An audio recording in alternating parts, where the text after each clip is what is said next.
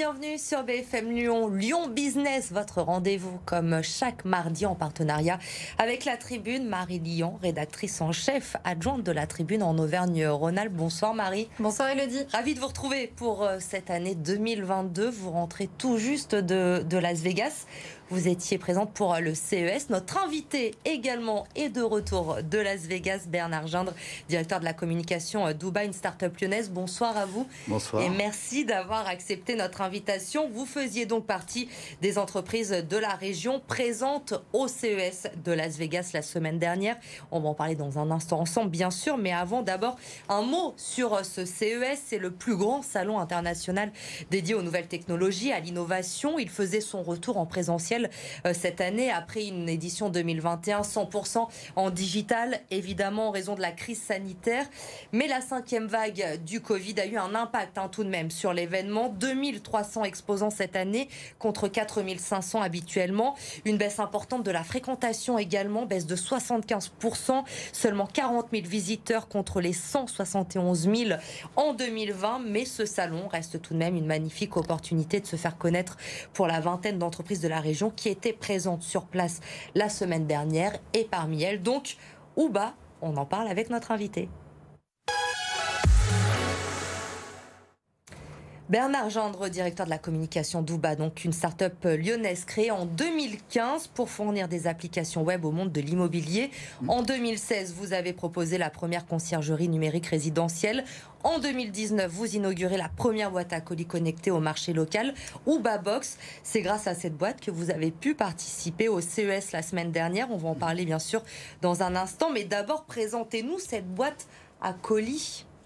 Alors une boîte à colis connectée, c'est une boîte qui vous permet de ne plus jamais recevoir un avis de passage en absence.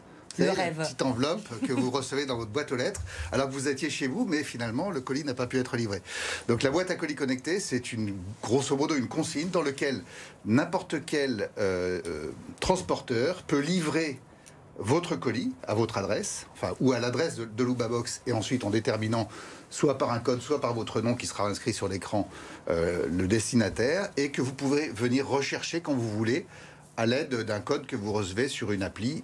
Et ce code vous est envoyé dès que le transporteur a refermé la porte du casier dans lequel il a mis votre colis. Comment elle vous est venue l'idée de créer cette boîte à colis connectée ?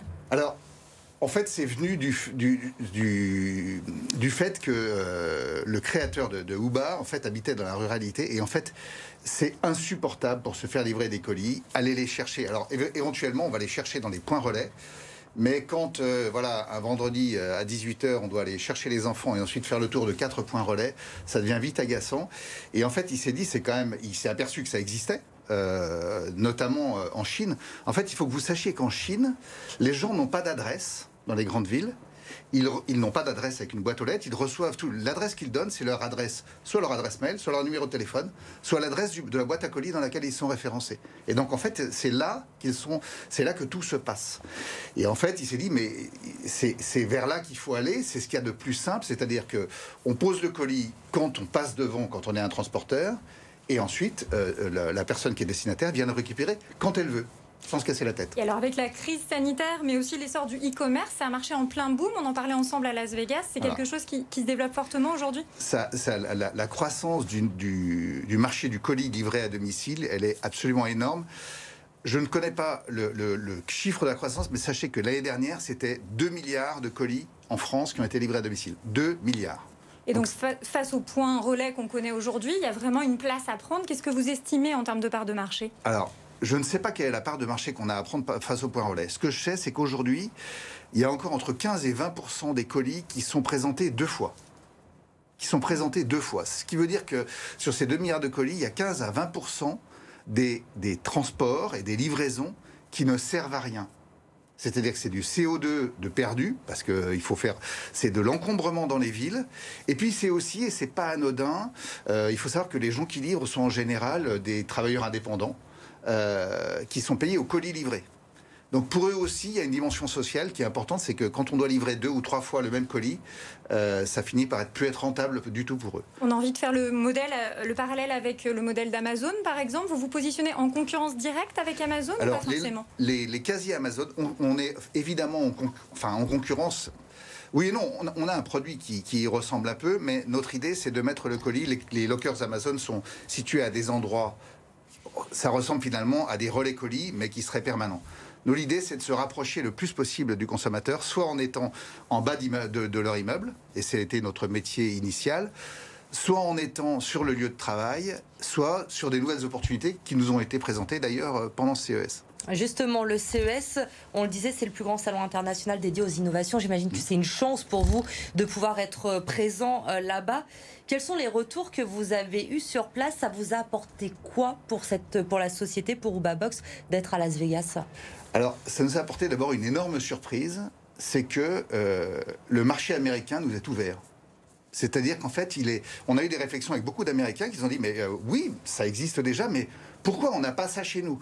Pourquoi quand ils ont des très grands lotissements, vous savez, avec 200 villas, pourquoi à l'entrée de mon lotissement, il n'y a pas des boîtes comme ça et je me fais livrer des colis sur le pas de ma porte? Il y avait même, à 20 mètres de notre stand, un stand américain d'un système de caméras pour surveiller le palier de la porte sur lequel les transporteurs déposent des colis. C'est vous dire, on en est là, quoi. Et donc, alors ça, c'est la première surprise. La deuxième surprise, c'est que, en fait, le CES est très intéressant parce qu'il y a énormément d'intervenants publics français qui viennent y faire leur marché. Soit que ce soit des intervenants publics de collectivités locales, soit que ce soit des chefs d'entreprise. Donc il y a beaucoup de chefs d'entreprise qui viennent voir un petit peu tout ce qui se passe.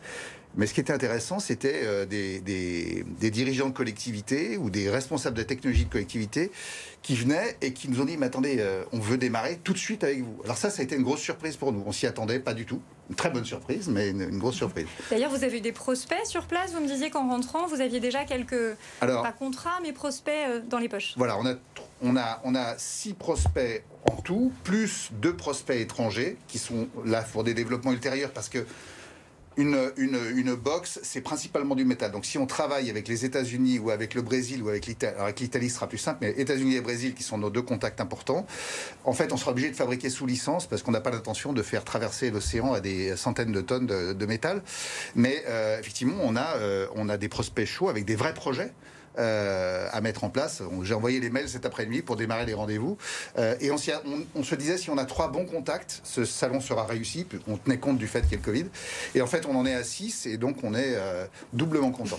Et votre modèle de déploiement aujourd'hui, en quelques mots, est-ce que vous avez déjà déployé de premières box? On sait aussi que Laurent Wauquiez a annoncé justement des déploiements dans des communes rurales de vos box. Voilà. Alors, on arrivait avec une innovation qui est l'UbaBox Green, qui est une UbaBox qui est autonome en énergie, c'est-à-dire une boîte à colis connectée qu'on peut implanter n'importe où au milieu de la campagne sans avoir à tirer de câbles, ce qui est très important, et ce qui permet de se mettre au croisement de 2 routes dans la ruralité et de désenclaver justement des lieux dans la ruralité où les gens ont du mal à récupérer leur colis. Donc ça, effectivement, Laurent Wauquiez a un peu flashé sur le dispositif et d'autres régions d'ailleurs aussi ont pris contact avec nous.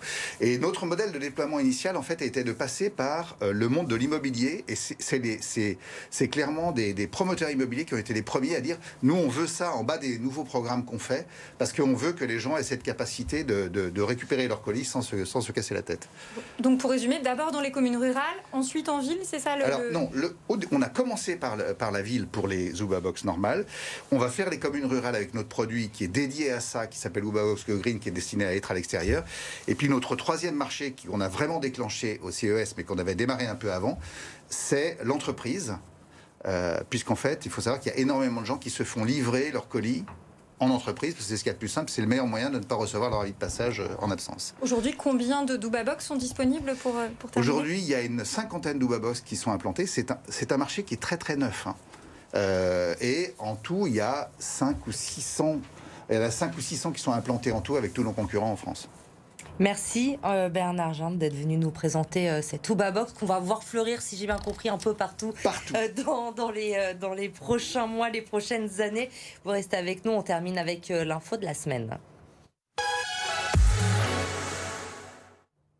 Et on continue de parler de ce CES à Las Vegas avec vous. Marie, vous le disiez, Laurent Wauquiez a lui aussi fait le déplacement jeudi dernier pour assister au salon. Il faut dire que notre région avait l'une des plus importantes délégations cette année.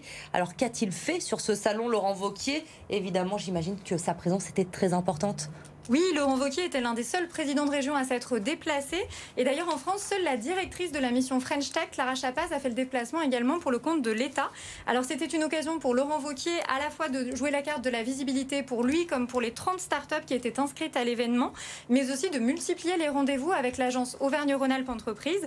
D'ailleurs, en plein vent de relocalisation, l'objectif de Laurent Wauquiez, qui a rencontré l'organisateur Gary Shapiro, mais aussi l'ambassadeur français aux États-Unis, c'est bien d'attirer des entreprises en France et notamment dans sa région. Il est même resté quelques jours de plus dans cet objectif. Opération Séduction à suivre donc. Merci Marie donc pour cette spéciale CES de Las Vegas. Merci encore Bernard Ginde d'être venu sur le plateau ce soir pour nous présenter cette Uba Box. Donc vous restez avec nous bien sûr. Lyon Business revient mardi prochain avec Marie et l'info se poursuit sur BFM Lyon.